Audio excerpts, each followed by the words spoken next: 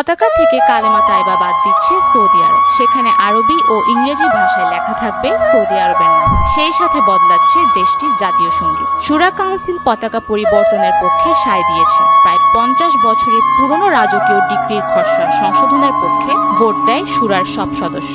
জাতীয় পতাকা, প্রতীক ও সঙ্গীত সংস্কারের এই প্রস্তাব এখন সৌদি বাদশাহ সালমান বিন আব্দুল আজিজের চূড়ান্ত অনুমোদনের জন্য অপেক্ষায়। যদিও শুরা কাউন্সিলের সম্মতি যে কোনো আইন বাস্তবায়ন ও সংস্কারের চূড়ান্ত হিসেবে বিবেচিত। সমাজ ও সংস্কৃতির আধুনিকায়নে প্রিন্স মোহাম্মদ বিন সালমানের ভিশন 2030 এর অংশ হিসেবে পতাকা ও জাতীয় সঙ্গীত পরিবর্তন করা হচ্ছে বলে মন্তব্য অনেকের। যদিও সৌদির গণমাধ্যমগুলো বলছে পতাকার প্রয়োজনীয় সম্মান এবং কালেমা খচিত পতাকাকে অবহেলা ও অনিচ্ছাকৃতভাবে পড়ে যাওয়া থেকে সুরক্ষার জন্যই এই আইন হতে পারে।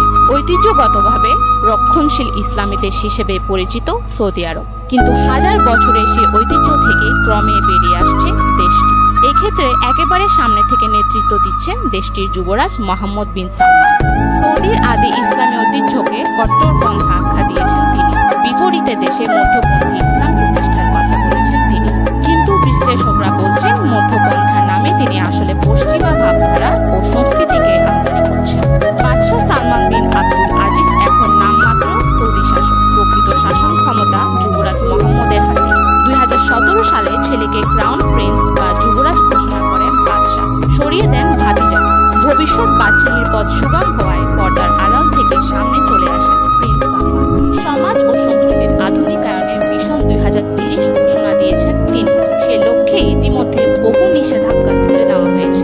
গাড়ি চালানো, হলে গিয়ে সিনেমা ও মাঠে গিয়ে খেলা দেখা, এমনকি অভিভাবক ছাড়াই নারীদের হোটেল কক্ষ ভাড়া নেওয়ার অনুমতি দেওয়া হয়েছে। সম্প্রতি দেশটিতে বড় বড় কনসার্টের আয়োজন করা হচ্ছে রাষ্ট্রীয় পৃষ্ঠপোষকতায়, যা নিয়ে সারা বিশ্বে ব্যাপক আলোচনা সমালোচনা চলছে। সৌদি আরবের জাতীয় পতাকা 1973 সালের 15 মার্চ হতে ব্যবহার করা হচ্ছে। এটিতে সবুজ বর্ণের মধ্যে সাদা অক্ষরে আরবি ভাষায় কালেমা তাইবা ও একটি তরবারি